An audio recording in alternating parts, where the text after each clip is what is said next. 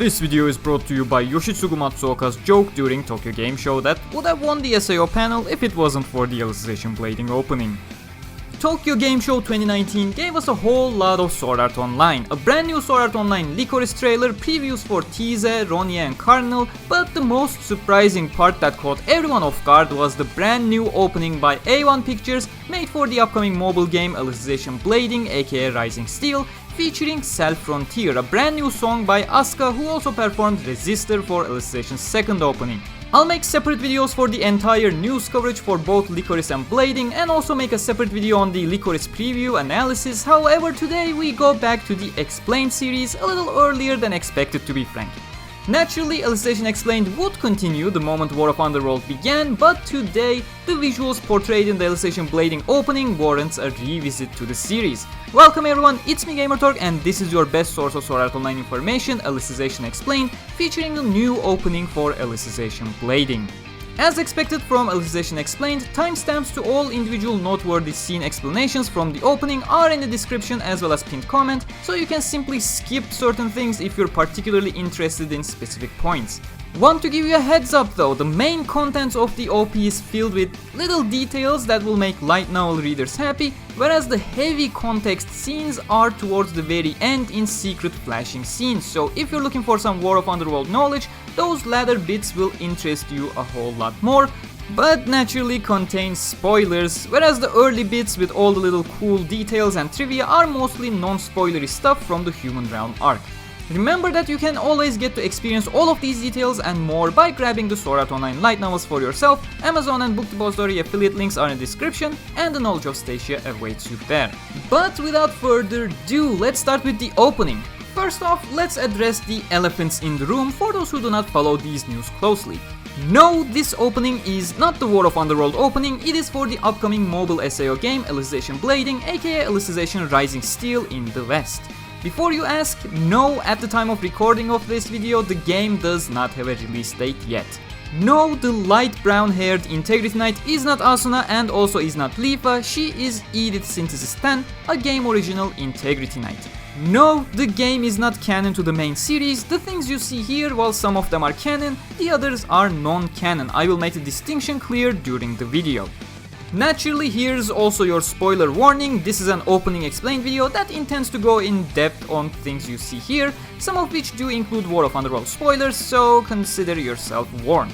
We start with basic information, neon lit illustrations for the origins of the three divine swords, Giga Cedar in purple for the Night Sky sword, blue roses for the obvious blue rose sword, and fragrant olives for the Osmanthus blade, all coming together for the opening shot with the silhouettes of our heroes Kirito, Yuju and Alice. The logo appears as we scale the Axiom Church up into the starry night sky. That is most certainly a reference to climbing the tower as it gets darker, culminating in Yuji's final words to Kirito, envelop this little world as gently as the night sky, but it's probably also a cool intro above all else. Moving quickly through obvious stuff, we got the Rulit trio, Alice being cute as hell, the picnic bag is replaced by the one that fell over with ice, shot by shot Alice getting taken away by Düsselbert, Kirito pinned down on the ground, Yuju having the code 871, with the transition featuring the little grass the trio used to attach luminous elements for light, we see Quinella inserting the piety module into Alice's forehead. You can recognize that it's Alice and not a new Integrity Knight if you look at the braided hair. Now, you may think this is a difference from the main canon, but it is not. Anime showed us Chudelkin and the Senators casting Sacred Arts on Alice, but their goal was not to insert the piety module there, their objective was to open access to her Flocklight because Alice refused to chant the Remove Core Protection command, so you can think of this scene as the continuation of that you have seen in the anime. Once Chudelkin and the Senators broke the protection, Alice was naturally sent up to Quinella for her synthesis ritual and her awakening as an Integrity Knight.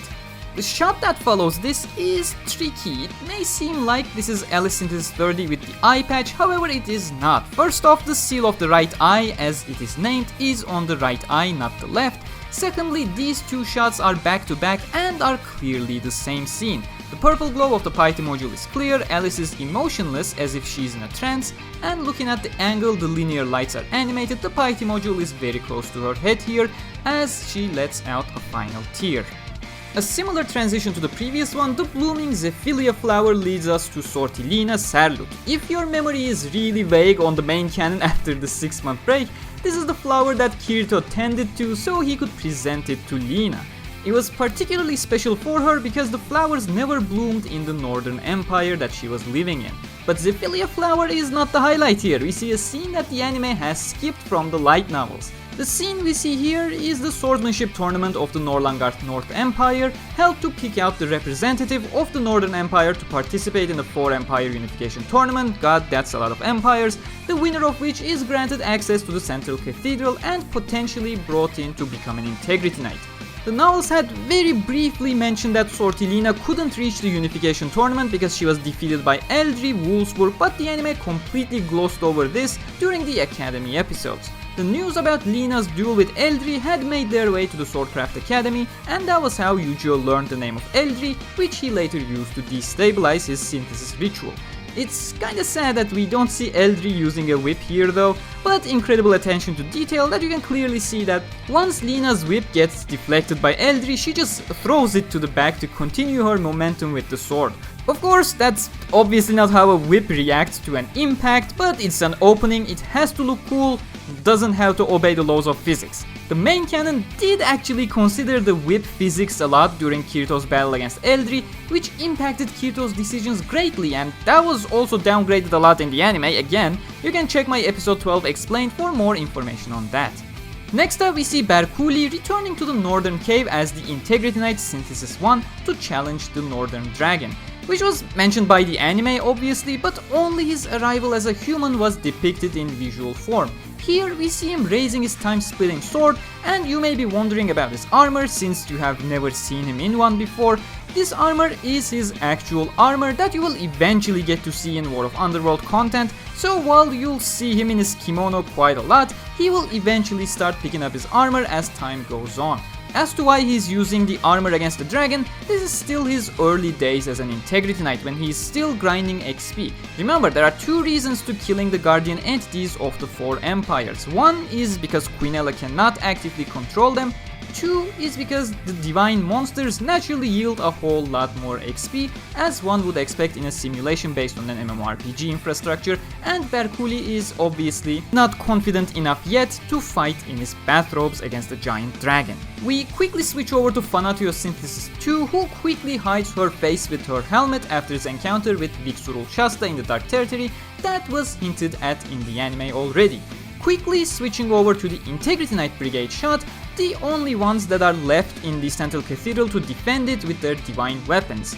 There are of course more Integrity Knights both in the Axiom Church and around in general in the Human Empire, but some of which are in sleep mode, some are hiding, and some, like the Whirling Blades, don't have divine weapons. One of the extremely cool details is when the camera zooms out of the new Integrity Knight Edith Synthesis 10 to reveal Cardinal's teacup, and surely all light novel readers must have caught this reference. One of the scenes the anime completely skipped was Cardinal's explanation about the seal of the right eye. You can find a more detailed explanation in my episode 13 explained video, but the key relevance here is that she illustrated the seal's capability via a teacup. When she was still human, she had learned from her parents to never put a teacup on a table without a coaster, and if she ever attempted that, her hand would simply stop and not let her do it.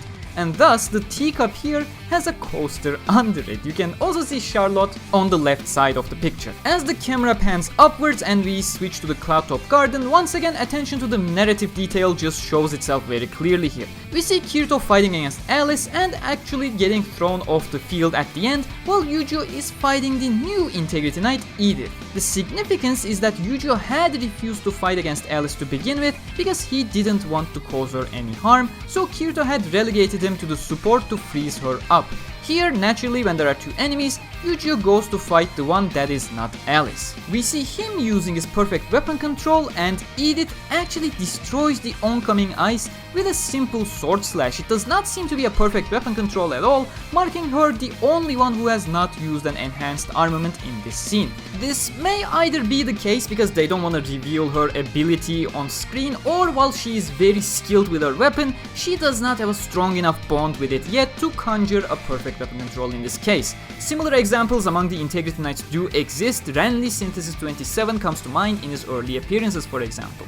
However, the website actually does define her ability, which is to simply ignore all deflecting equipment, so swords and armor, allowing her to easily damage her opponents, which is exactly what Eugene's weapon perk was back in Alfheim Online. Not very creative there in terms of uniqueness.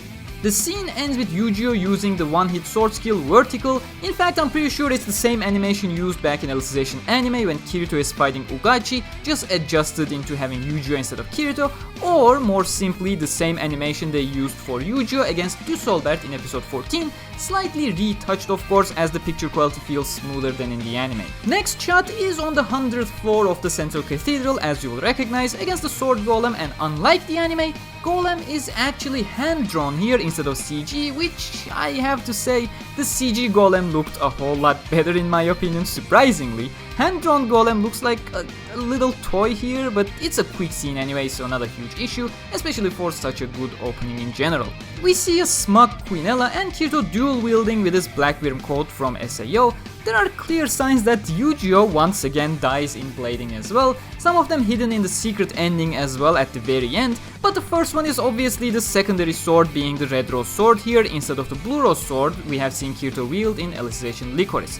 It's a beautiful shot to have as well, with the characters flashing on the swords and giving us this amazing wallpaper of Kirito and Yu-Gi-Oh's faces coming together. Absolutely beautiful here.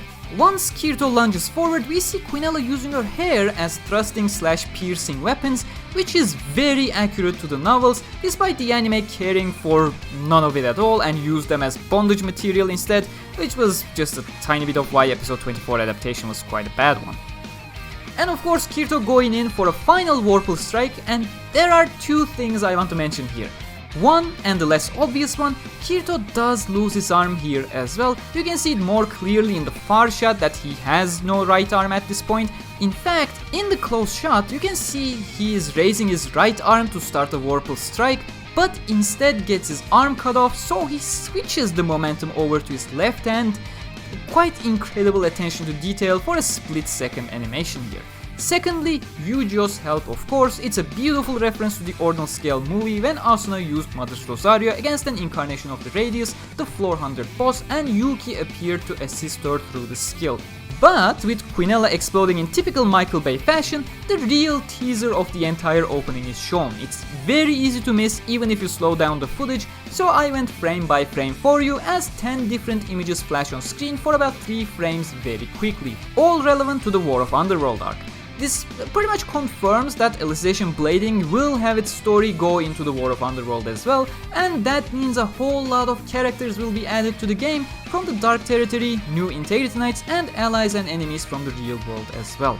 I would also like to thank Celeste from SAO Wiki and the French SAO community Full Dive, who exchanged ideas with me on these screenshots because, while most of the shots are quite vague in general, some are quite specific, and having a different opinion helped a lot pinning things down.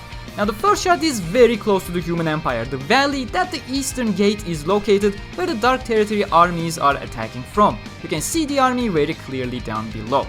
This is followed up by what appears to be from the race of goblins. This is either just a random shot of a goblin, or a very specific scene from Volume 16 Alicization Exploding, when Fizel and Linel are destroying the goblins that snuck behind the front lines and into the supply and help area, or when Renly Synthesis 27 that you'll meet in V16 finally standing up to fight against the goblins that were about to kill Ronye, Tease, and Kirito in his slumber. Next up, we see a clear illustration of actual humans in the Dark Territory, this silhouette belonging to the Dark Knights Brigade, elite soldiers of the Dark Territory army under the rule of Emperor Vecta. The picture does not specifically refer to an individual Dark Knight here, of course, the elite division who very recently lost their commander. The picture of seemingly wolves may be one of the two things. First, and the likely option, is that it belongs to the wolves that certain races of Dark Territory ride for battle. Secondly, however, it may be one of the ogre races with the face of a wolf, as there's a very memorable scene in Volume 16 with this race of ogres. However, since we don't see the body of the beast, it's kind of impossible to argue one way or the other. The next shot is one of the rather disturbing ones. On the right, you see Kirito in his veggie state, and this illustration refers to his mental condition, where Kirito in his wheelchair state is haunted by the thoughts of everyone he has killed and everyone who has died because of him. The hands obviously belong to the dead. Next up, we have what can only be the Obsidia Palace deep in the Dark Territory, where Emperor Vecta's body that hasn't been moved for centuries resides. We will have plenty of scenes in the Obsidia Palace as dreams of the noble commander of a peaceful future are shattered by the awakening of the God of Darkness. We see the image of a minion that honestly looks so much more terrifying than the anime's depiction. This moment refers to a devious plan of the Chancellor of the Dark Mages Guild, DIL, who unleashes an entire brigade of minions towards the war zone. However, it was an assault that Commander Berkuli had expected and has a shocking plan against that pushes DIL for a much more cruel attack that causes a huge trauma for Alice. Then we see another race of orcs being shown, the ones with the face of a pig, which I will refer to as porks from here on out. Thank you, Celeste, for that one. This isn't a specific pork here. The one pork that we will spend a lot of time with is Lilpilin, the chief of the orcs. However, he has a pinkish skin, and this one we see here is obviously green. My assumption is that this illustration is very much right after the minion assault and the cruelest part of DIL's backup plan that Emperor Vecta greenlit. I don't know how much some people will empathize with a humanoid race of porks, but it's one of the sadder moments of volume 16 if I'm being honest. Next up is a random shot of Dark Territory. The crow is not something specific, you have seen similar shots back in episode 1 of the anime as well, but last but not least, we see the grand monument that separates the human empire and the Dark Territory, the ticking time bomb of the impending stress test, the Eastern Gate, where a majority of volume 16 will take place. But that is it in terms of the explained bit. I want to address something before I wrap up the video though. A lot of people are commenting how better the OP is compared to the anime, and while I agree with it to a certain extent, I need to mention it's a huge disservice to the anime team as well, because an OP production and a weekly anime production follows very different design philosophies. First off, an opening is designed for near perfection because it's something to be watched over and over, whereas regular anime is not designed for all-around perfection, but rather designed around certain priorities. An opening is made with 3 to 5 second clips of quality focus in comparison to the scenes that can last an entire episode in a weekly anime, that is 1200 seconds of animation compared to the just 90 seconds of an opening. Secondly, yes, the opening is incredibly impressive, especially for a mobile game, but if you inspect it closely, like I did for this explained video, it does not have an amazing animation quality in general, but it acts very cleverly to hide its imperfections. Most of the opening is literally still frames with no real animation, distracting you with computer-generated lightning animations, motion blur, and simple zoom and pan effects, which is nowhere near the level of the anime openings, for example. Please don't get me wrong here, it's an amazing opening, yes, but the amount of hate towards the animation quality of the anime in the comments of the opening video, they kind of forced my hand to step in and actually provide some objectivity. It's not the smartest idea to contest the huge amount of people in a honeymoon period of a new opening, and it will probably cause me to get some flack here, but the amount of hate is certainly unfair to the hardworking people under serious time constraints and production issues mandated by other variables, and I certainly would feel bad if I were to not say anything here to calm things down a little. But yeah, if you made it this far, write time for Alicization Blading in the comments to let me know. As I said earlier, an extensive coverage for the Alicization Licorice TGS trailer will arrive soon, as well as a summary of all the news from Tokyo. If you have questions, do ask them in the comments. Maybe I'll do a blading Q&A if there is enough interest. Make sure to hit that subscribe and bell icons for the best content on Sword Art Online. 25k merch is available if you're interested, link in the comments. Thank you for watching, and a huge thanks to my patrons and YouTube members, as always, for their continued support. I'll see you next time. Until then, stay cool.